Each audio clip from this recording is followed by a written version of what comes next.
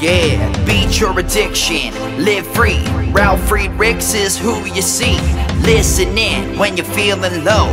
Take back your life, today's show. Beat your addiction, live free.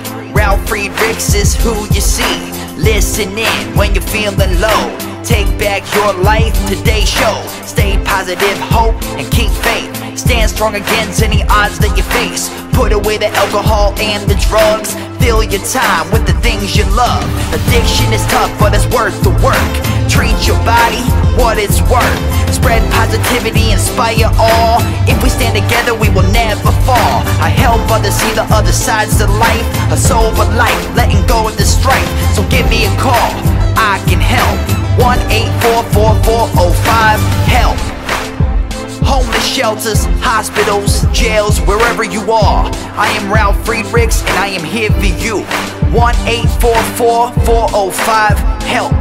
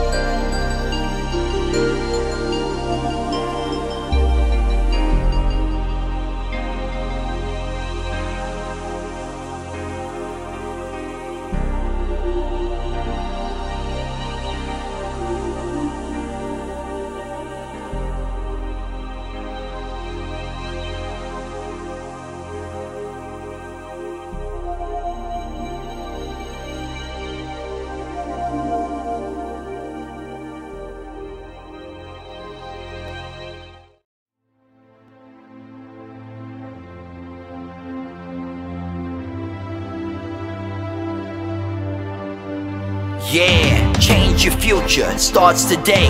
Live life to the fullest, never skip a day. Create hope, spread positivity. Beat your addictions and negativity. Ralf Friedrichs is here for you. Call today so we can help you. 1-844-405-HELP. 1-844-405-HELP. 1-844-405-HELP. We are here for you. Call us today.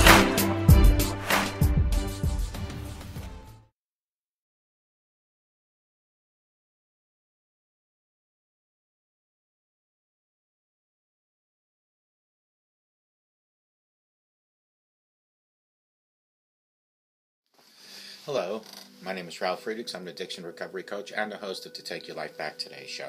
As an addiction recovery coach, I want to share something with you, and let me be crystal clear to leave an everlasting impact upon you.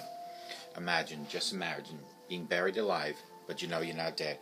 You're in a coffin, but you don't know how to get out. You try to lift the lid. The enormous weight upon the lid is too heavy. The lid won't budge. You then think, today is the day of my death. But then you think, maybe if I bang on the lid, I'll unsettle all that dirt, and maybe, just maybe, somebody on top might notice and start digging their way down towards me.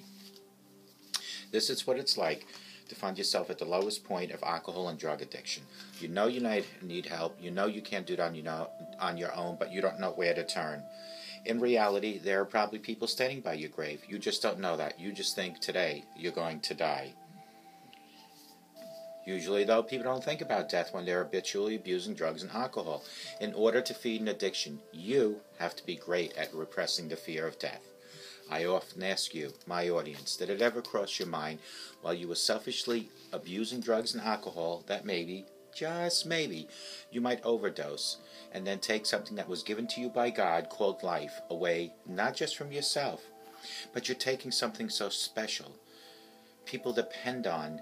People like your children, your grandchildren, your husband, your wife, your mother, your father. Something so precious you selfishly take from them by abusing your own body, by possibly overdosing.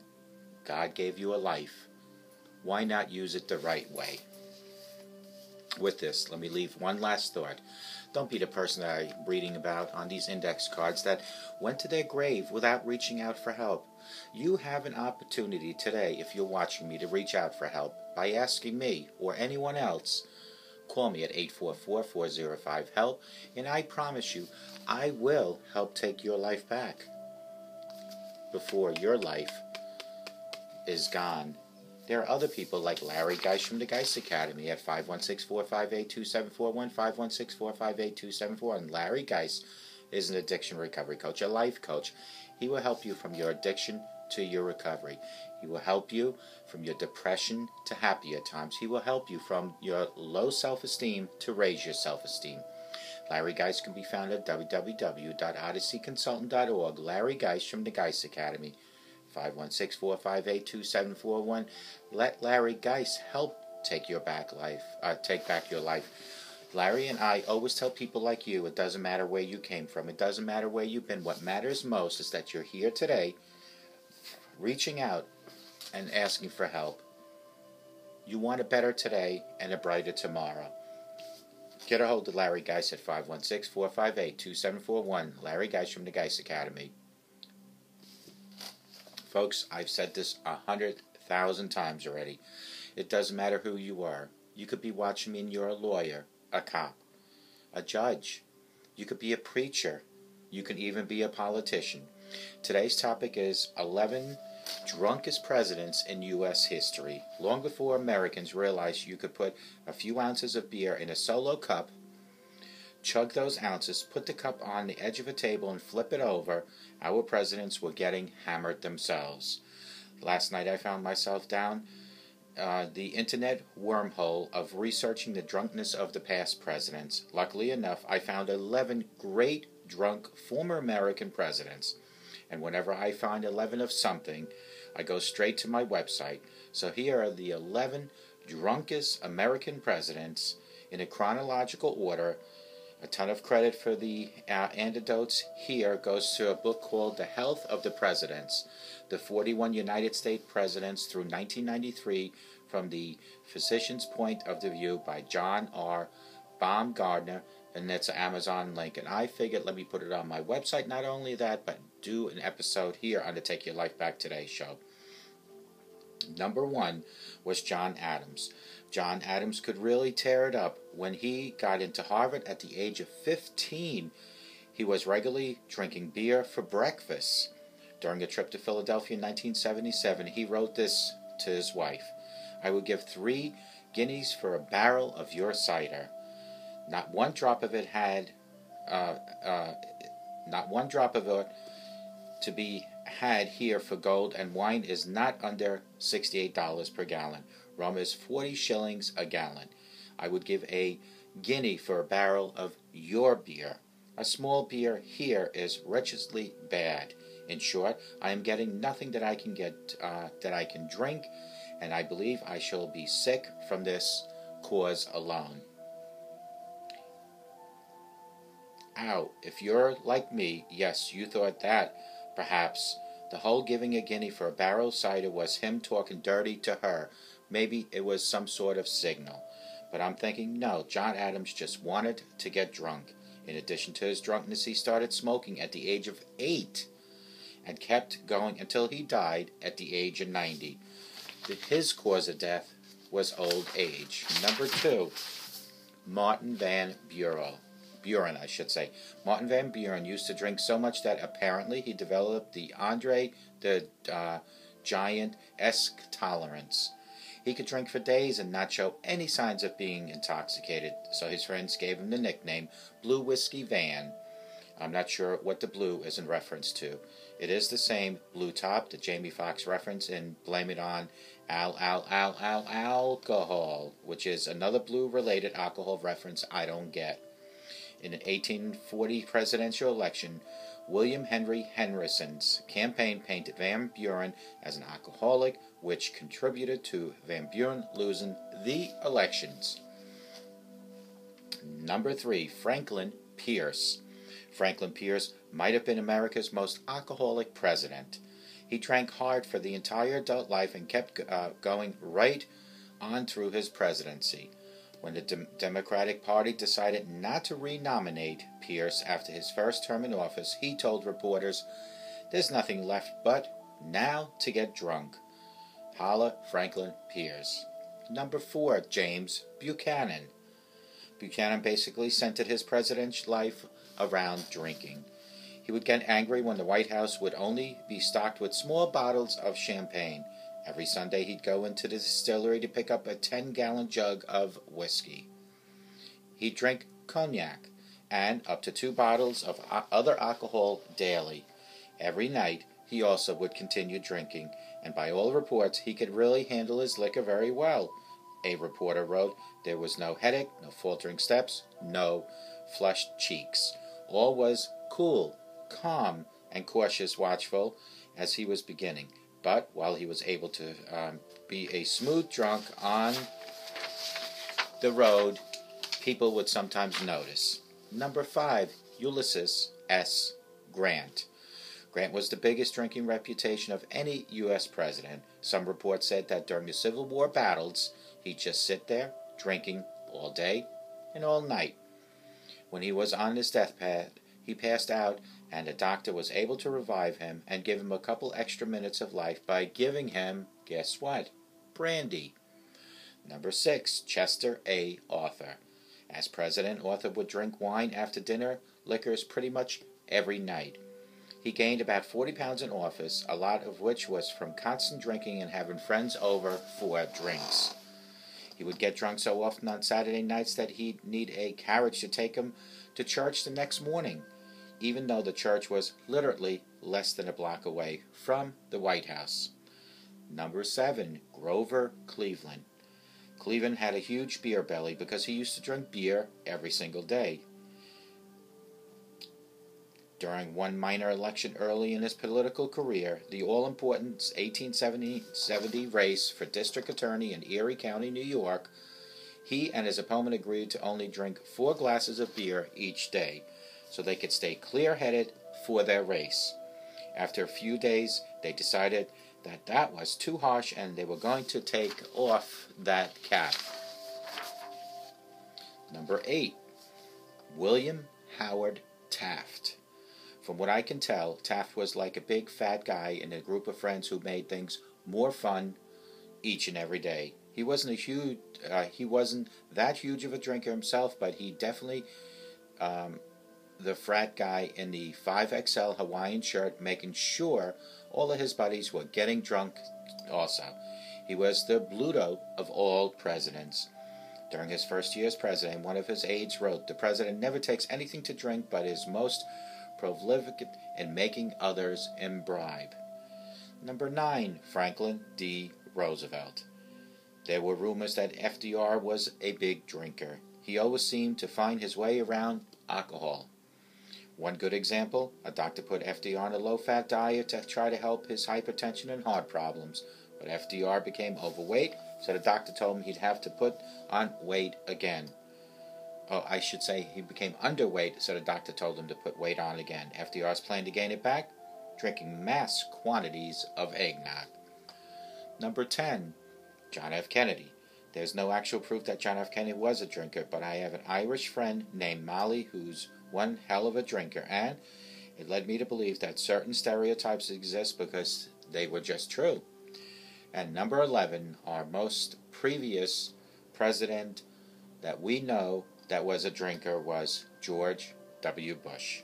Bush famously arrested for driving under the influence in the middle 70s, and according to the liberal media, he spent his entire time at Yale getting drunk, and much of his adult life as an on and off alcoholic, typically liberal media. He also found God, and at that point in the 90s, he quit drinking. I should say in the late 90s, early 2000s.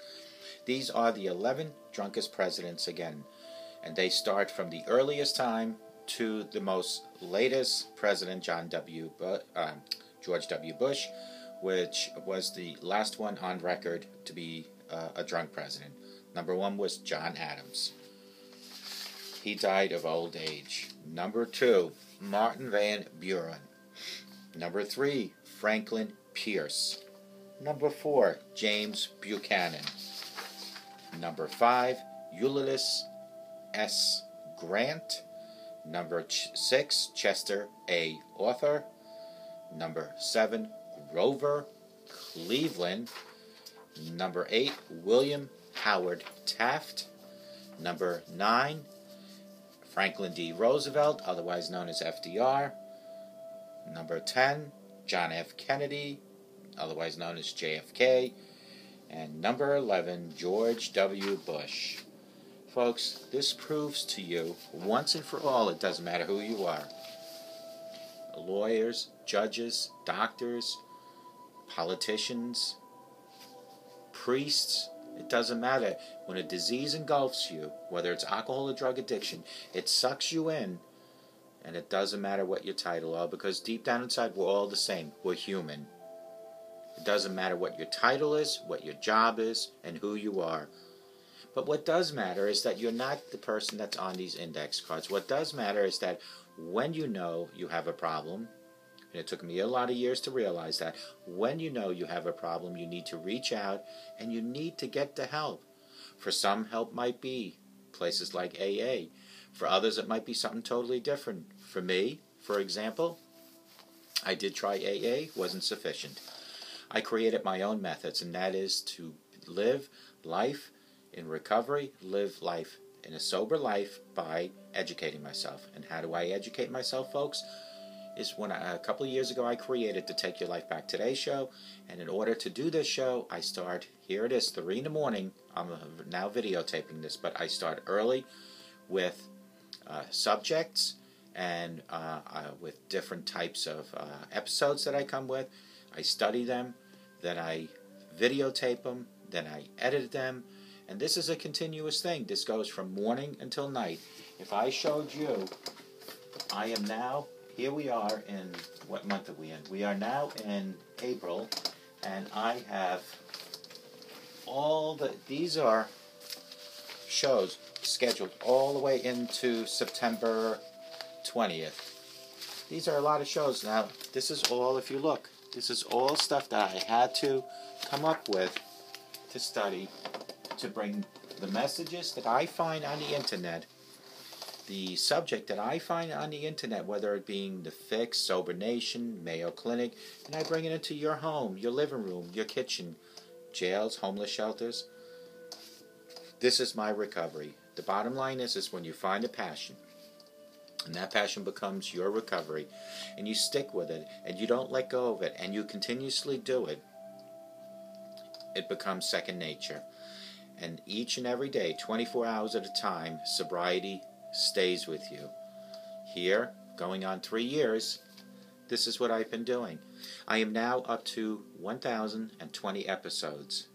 1,020 episodes. Even if you want to just look at it as each episode being about an hour. But look at it the 3 hours before the episode to get the subject, like I just showed you, the hour to videotape, the 3 to 4 hours to edit and produce it, and then to bring it all over the internet, all the social networks, my websites, YouTube, each and every day. So each episode represents 1 day. So if you take 1,020 hours and you divide 365 days into that, you're talking about almost 3 years, folks. That's my point. My passion is producing, directing, and hosting Take Your Life Back Today show for you, wherever you might be. I hope to God, wherever you are, you have the best day of your life. But I hope and I pray each and every day that you have the best rest of your life and the most sober rest of your life. And may God bless each and every one. And if you need to get in touch with me, 844-405-HELP, because I want to really, truly help you take back your life. And God bless you.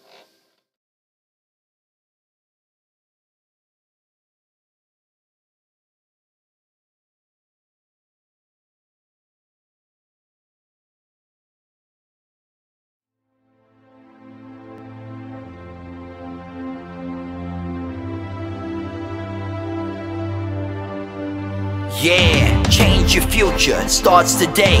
Live life to the fullest, never skip a day. Create hope, spread positivity. Beat your addictions and negativity. Ralf Friedrichs is here for you. Call today so we can help you. 1-844-405-HELP. 1-844-405-HELP. 1-844-405-HELP. We are here for you. Call us today.